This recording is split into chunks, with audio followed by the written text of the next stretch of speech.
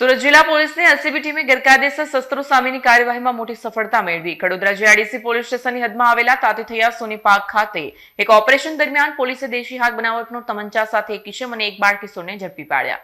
જિલ્લા એલસીબીના inspector NG પાંચાણીના માર્ગદર્શન હેઠળ ગેરકાયદેસર હથિયારો અને અગ્નિશસ્ત્રો સામે કડક કાર્યવાહી કરવા માટે એલસીબી અને પેરોલ ફ્લો સ્ક્વોડની અલગ અલગ ટીમો બનાવવામાં આવી હતી.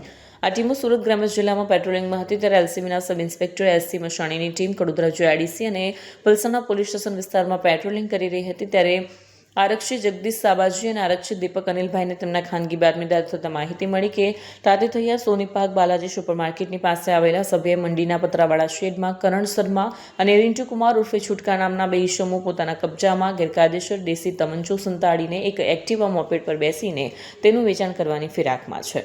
બાતમીના આધારે એલસીબી અને પેરોલ ફ્લો સ્ટાફની ટીમે ઉપરોક્ત સ્થળ પર રેડ કરી પોલીસ તપાસ દરમિયાન એક ઈસમ અને એક બાળ કિશોરને દેશી હાથ બનાવટનો એક તમંચા સાથે ઝડપી પાડ્યા.